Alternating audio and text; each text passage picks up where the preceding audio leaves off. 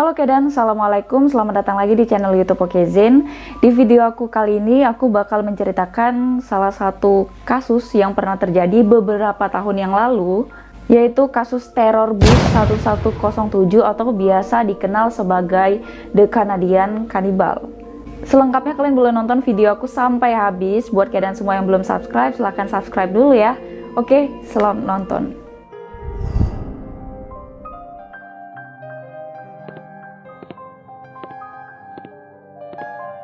Jadi awal mula ceritanya itu pada tanggal 30 Juli tahun 2008 silam nih.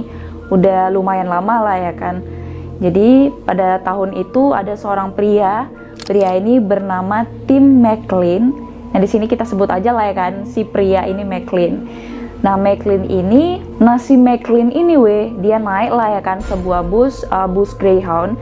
Kalau di Indonesia tuh kalau nggak salah ya kurang lebih kayak Damri atau enggak busway lah. Nah bus Greyhound itu tuh ada di Manitoba di Kanada.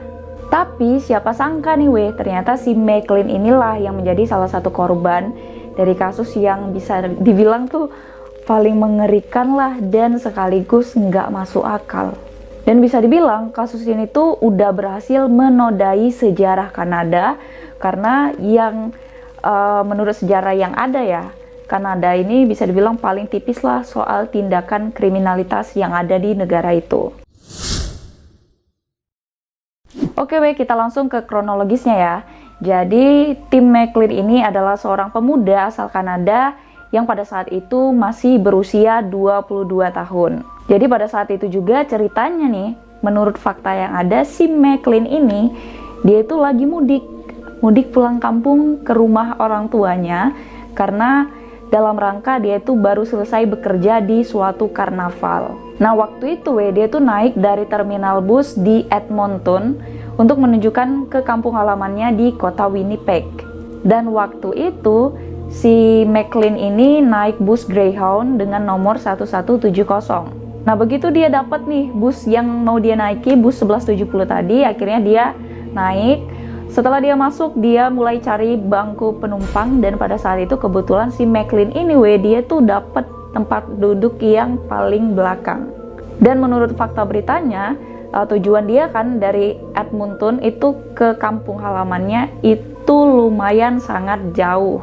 Kurang lebih itu menempuh jarak sekitar 1300 km atau sekitar 20 jam lamanya. Nah kebayangkan tuh itu sangat jauh kan Dan si McLean ini merasa beruntung lah dia dapat duduk paling belakang, karena bisa dianggap lebih bebas aja istirahatnya, jauh dari gangguan daripada duduk di bus yang paling depan gitu.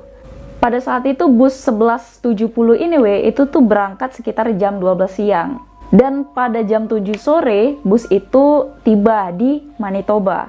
Nah waktu bus itu nyampe di Manitoba itu, posisi pada saat itu ada nih seseorang yang baru naik bus itu.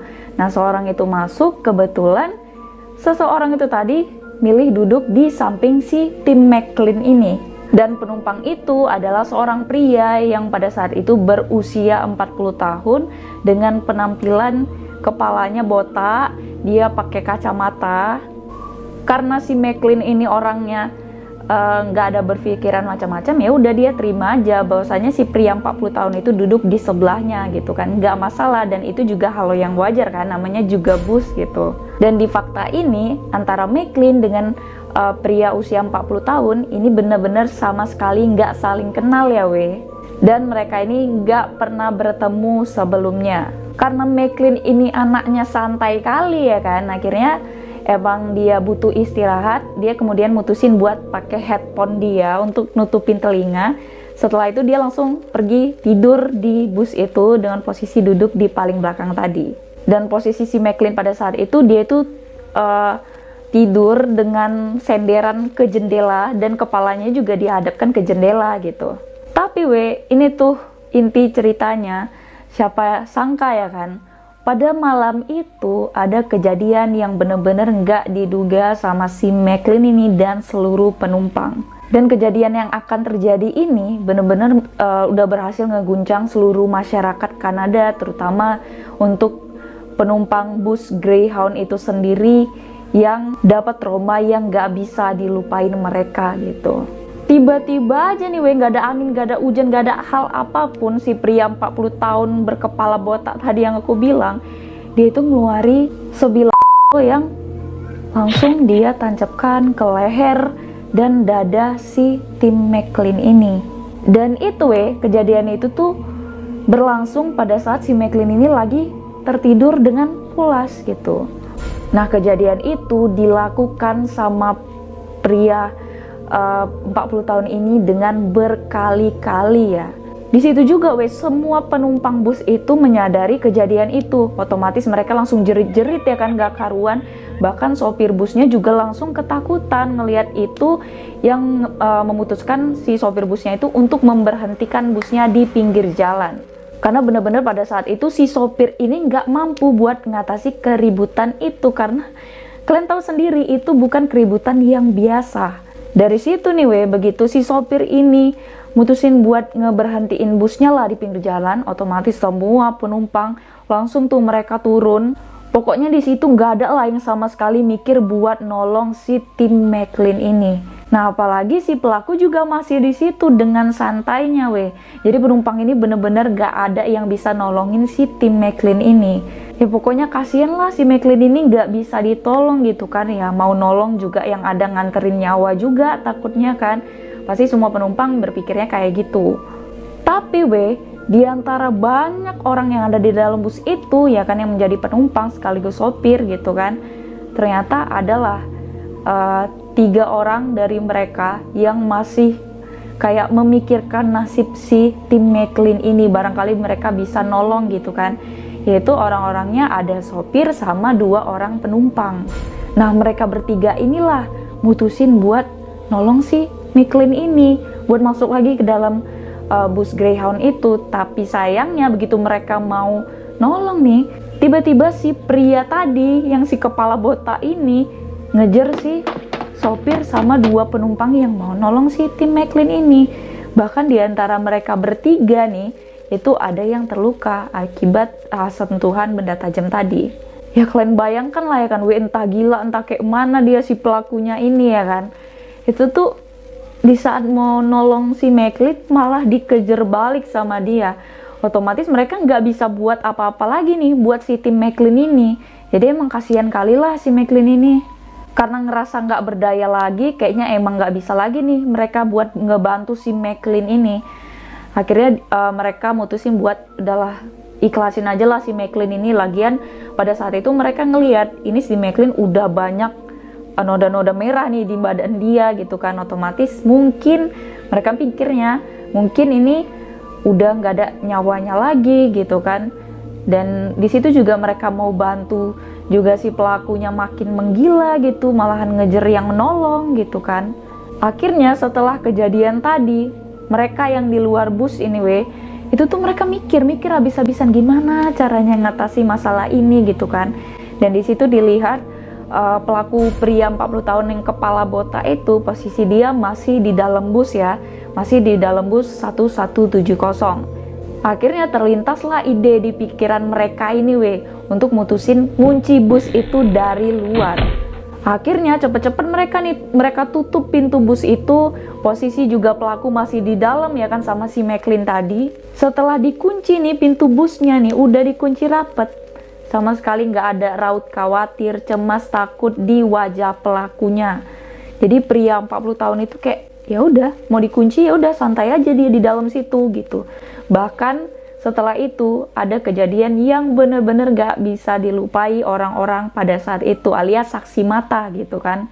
Jadi seakan-akan gak puas dia udah nyakitin si Tim McLean ini dengan gampangnya dia langsung mutusin kepala si McLean ini pakai benda tadi yang dipegang sama dia. Dan dengan pedenya dia tuh megang kayak gini, kayak megang kelapa bayangin, dipamerkannya lah sama orang-orang yang ada di situ, penumpang-penumpang yang ada di situ gitu kan. Dan penumpang di situ langsung teriak heboh lah ya kan, ini kenapa? Kok biasanya kan tersangka kalau udah keciduk gitu kan, itu otomatis ada raut takut gitu, pengen kabur. Dia malah kayak nakut-nakuti balik sama penumpang yang udah nyaksikan kejadian itu. Otomatis ya kan, karena ngeliat tingkah dia yang memeri kepala itu banyak penumpang di situ langsung ada yang pingsan, ada yang muntah-muntah, mual juga. Karena itu bener-bener kejadian di luar dugaan mereka pada saat itu. Terus yang lebih parahnya lagi nih, bener-bener gila atau gimana nggak ngerti lah. Pokoknya kayak dia tuh nggak nerima kepuasan dalam dirinya. Habis itu dia mutusin kepala yang tadinya dia pegang nih, dia hempaskan gitu aja. Otomatis kepala si McLean itu jatuh kan ke lantai, ngebuat penumpang yang lihat lagi-lagi mereka tuh jadi histeris nggak karuan gitu. Jadi emang bener-bener si pria 40 tahun ini kayak nggak puas gitu, nggak ada puasnya. Dan di situ juga pas dia ngelepas kepala si McLean, dia mutusin buat mengeksekusi badan si Tim McLean itu sendiri dengan benda yang dipegangnya. Dan dieksekusi tubuhnya menjadi beberapa potongan-potongan. Nah setelah dia potong-potong ya kan, kayak motong ayam lah, nggak ada beban hidupnya kayaknya gitu. Kayak lagi motong ayam, setelah dia potong ya kan, ya udah dia makan mentah-mentah daging si McLean ini Apalagi dia ngelakuinnya tanpa malu, tanpa takut di depan semua orang banyak gitu kan.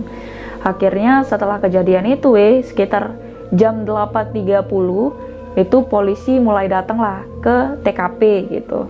Otomatis di situ juga banjir, banyak polisi, banyak warga juga yang melihat gitu kan. Karena polisi pada saat itu setelah menerima laporan dari beberapa orang nih, bahwasanya di tempat itulah ada kejadian yang melanggar hukum gitu kan. Nah pas polisinya datang nih rame-rame ya kan, ternyata masih ada nih si kepala botak tadi, si pria 40 tahun itu di dalam bus itu. Memang si botak ini bener-bener gak ada otak Begitu polisi nyampe tuh di lokasi, ternyata dia masih santai, slow aja dia masih makan daging si McLean tadi. Nah sementara itu sopir busnya sama semua penumpang itu mereka ngebantu polisi dengan berjaga di luar bus itu. Jadi mereka tuh takut, mana tahu sewaktu-waktu si pria 40 tahun itu yang belum diketahui namanya itu kabur gitu kan. Nggak lama, sekitar 30 menit kemudian ini, jam 9 malam lah, itu ada bantuan lagi nih datang. Nah pada saat itu tim SWAT itu datang dengan bersenjata berat. Karena apa? Karena yang mereka tangani juga kasus yang sangat berat gitu kan. Karena pada saat itu juga mereka ngingat bahwa ini adalah kejahatan dengan level kasus yang bukan main-main gitu, nggak kayak kejahatan biasanya. Begitu tim SWAT ini datang mereka pikir itu si pria 40 tahun ini bakal kicep gitu alias takut gitu kan. Ternyata dia masih santai, sama sekali nggak takut apapun. Sama sekali nggak merasa bersalah, dia masih makan daging si McLean itu walaupun tim SWAT itu udah dateng ke TKP itu Nah udah kan habis itu pada saat itu karena ngelihat kondisi penumpang yang masih histeris, masih banyak yang nangis kan, takutnya mereka traumanya makin mendalam, akhirnya polisi mutusin buat mengungsikan semua penumpang sama sopir-sopirnya ke suatu tempat gitu kan, yang lebih aman lah untuk mereka agar tidak menyaksikan kejadian itu lagi gitu. Nah pada saat polisi-polisi ini ngelakuin pengungsian untuk penumpang-penumpang yang ada satu polisi yang gak sengaja mendengar si pria botak ini yang 40 tahun ini mengucapkan satu kalimat yang bener-bener aneh gitu. Nah kalimatnya adalah, aku harus tinggal di dalam bus selamanya. Nah karena kalimat itulah, dari situ polisi ada yang berpendapat kayaknya ini orang yang mereka hadapi pada saat itu adalah orang yang kemungkinan kelainan jiwa gitu kan. Nah stand off antara si kepala botak ini dengan banyak polisi yang ada, dengan tim petugas yang ada gitu kan, itu berlangsung sekitar hampir setengah 2 pagi. Dan itu juga si pelakunya ini berusaha kabur dengan cara dia itu memecahkan jendela bus dan mau keluar dari situ gitu. Tapi Tapi untungnya dengan sigapnya seluruh polisi itu langsung meringkus dia, menangkap si kepala botak ini weh. Jadi gerem aku. Nangkep si pelakunya ini, dan gak lupa juga untuk mengumpulkan seluruh barang bukti yang ada, termasuk daging-daging dari McLean yang masih berceceran di area bus itu. Dan tentu aja ya kan weh, daging-daging yang berserakan itu sama sekali udah nggak lengkap lagi gitu kan. Nah pada saat itu juga tim forensik itu bilang bahwasanya mereka itu nggak menemukan adanya bola mata, jantung dari McLean itu udah nggak ada karena itu udah disantap sama si pria 40 tahun tadi. Nggak hanya itu yang lebih parahnya lagi nih, ternyata waktu si pria 40 tahun itu diperiksa sama kepolisian, ternyata dia masih berniat menyimpan yang dia bilang itu snack. Itu dia ada di kantong bajunya. Mau tahu kalian isinya apa? Isinya itu ada hidung, ada lidah, sama telinga dari si McLean tadi gitu. Nah pastinya jadi pertanyaan kan sama kalian, sebenarnya siapa sih pria 40 tahun berkepala botak ini dan apa latar belakang dia kok teganya ngelakuin hal itu gitu kan. Oke ya aku kasih tahu kalian nih. Jadi berdasarkan hasil penelusuran polisi nih, pria berkepala botak itu adalah seorang imigran. Nah nama dia adalah Vince Li. Nah si Vince Li ini ternyata dia adalah lahir di Cina pada tahun 1968, dan juga sebenarnya Vince ini sendiri memiliki karir dan pendidikan yang cukup bagus. Dia tuh lulus dari Institut Teknologi Wuhan dengan memperoleh gelar sarjana komputer, bahkan bekerja sebagai software engineer. Nah masalahnya nih mulai timbul ketika dia itu berimigrasi ke Kanada pada tahun 2001. Nah di Kanada itu kayaknya gelar yang dia raih itu nggak berlaku lagi gitu. Jadi si Vince ini punya kesulitan lah untuk ngedapati pekerjaan di bidangnya gitu kan. Sehingga dia kepaksa nih bekerja serabutan di Walmart. Jadi Walmart itu bisa dibilang kayak rantai supermarket yang cukup terkenal. Ada restoran fast food hingga mengirimkan koran gitu kan. Tapi walaupun demikian, si Vince ini tetap terlihat sabar, bahkan nggak pernah marah sekalipun, kayak orang perantauan pada umumnya. Ya bisa dibilang ternyata dia itu pekerja keras. Tapi 4 minggu sebelum insiden itu terjadi, insiden bus 1170 ya, Vince ini rupanya dipecat dari pekerjaannya di Walmart tadi karena berselisih dengan salah satu pelanggannya. Mengingat identitas sebagai imigran Asia, sangat mungkin bahwa perdebatan itu bahwa semua orang menyebut Vince sebagai pria yang sangat sabar, berbau rasisme. Dia kemudian pulang ke Winnipeg dan naik bus 1170 yang naas itu. Tapi bahkan sebelum masuk bus itu pun dia sudah menunjukkan gelagat yang aneh. Penumpang lain di stasiun mengingatnya duduk tegak dengan mata membelala alias melotot gitu kan. Jadi seolah-olah kayak lagi nggak sadar gitu. Nah ekspresi itu nggak berubah bahkan setelah dia masuk ke dalam bus lalu duduk di samping si Tim McLean. Terus dia mulai menyakiti tanpa ampun ketika bus udah berjalan gitu. Dan salah satu saksi mata yang juga penumpang bus naas pada saat itu bilang bahwa saat menyerang dan menghabisi McLean, Vince sama sekali nggak memiliki ekspresi apapun, bahkan sangat-sangat tenang seperti robot gitu. Waktu itu diperiksa dan akhirnya diadili. Vince juga yang diminta Vince juga hanya satu, yaitu agar seseorang menghabisinya juga gitu. Dan pada tahun 2009, hakim di pengadilan jelas melihat bahwa Vince Li, si pria 40 tahun berkepala botak itu bener-bener udah nggak waras dan nggak bisa dianggap bertanggung jawab atas kejadian keji yang udah dia lakuin. Bahkan ya menurut kesaksiannya, satu-satunya alasan kenapa dia bisa melakukan hal itu sama si McLean, dia bilang karena Tuhan yang menyuruhnya dan dia yakin bahwa McLean adalah kekuatan jahat yang harus dieksekusi dia. Karena ngedengar pengakuan dia itu hakim pun langsung mengirimkannya ke rumah sakit jiwa. Nah itulah tadi fakta mengenai Vince Li, yang dimana dia ternyata seorang imigran asal Cina.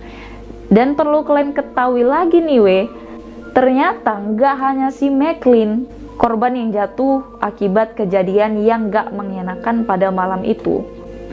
Ternyata di 2014 itulah polisi Ken Barker ini mutusin menghabisi nyawanya sendiri karena PTSD yang dialaminya setelah malam mencekam itu, di mana dia menyaksikan si Vince Lee itu berbuat yang nggak manusiawi sama sekali. Jadi buat kalian yang nggak tahu PTSD itu Post Traumatic Stress Disorder.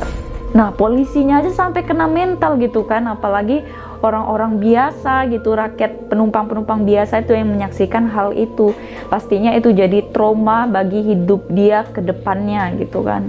Itulah ya kan kita nggak pernah tahu mental orang itu kayak mana, bahkan seorang polisi aja sampai bisa melakukan hal itu, dia menghabisi nyawa dia sendiri gara-gara kejadian yang dibuat sama si Vince Lee ini udah ngehantui hidupnya Pak polisi ini Terus kalian pasti nanya kan kayak mana nasib si Vince ini sekarang gitu. Jadi ternyata pada tahun 2017 si Vince ini dibebaskan dari rumah sakit jiwa. Ya pokoknya dia itu udah melenggang bebas lah, dan itu keputusan dari pengadilan Manitoba. Nah, aku pun heran kenapa dia bisa dibebaskan padahal dia udah ngelakuin hal yang gak manusiawi. Takutnya kan bisa aja dia ngulangin kesalahan dia lagi gitu kan. Dan tentu aja keputusan pengadilan itu jadi sorotan publik pada saat itu.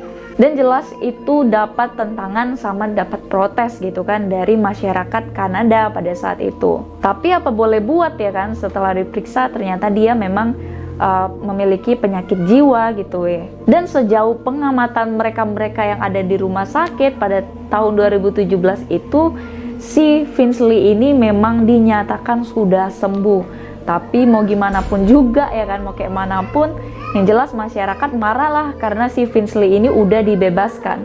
Ya udahlah ya kan, kita doakan aja semoga si Vince Lee ini nggak ngelakuin kesalahannya lagi gitu kan. Nah itulah salah satu kisah yang bener-bener meneror orang Kanada, yang udah berhasil ngebuat negara Kanada itu trauma abis-abisan. Bener-bener udah ngerusak sejarah Kanada pada tanggal 30 Juli tahun 2008. Dan buat kalian semuanya, kalau punya pendapat tentang cerita yang satu ini, atau kalian punya rekomendasi cerita untuk konten aku selanjutnya, kalian boleh komen di bawah. Oke lah buat kalian semua yang udah nonton video hari ini, mau lihat jangan lupa like, komen, dan subscribe. Kalian juga boleh share, dan jangan lupa kalian aktifkan ya loncengnya agar kalian tuh tahu ada update terbaru dari channel Okezen. Assalamualaikum.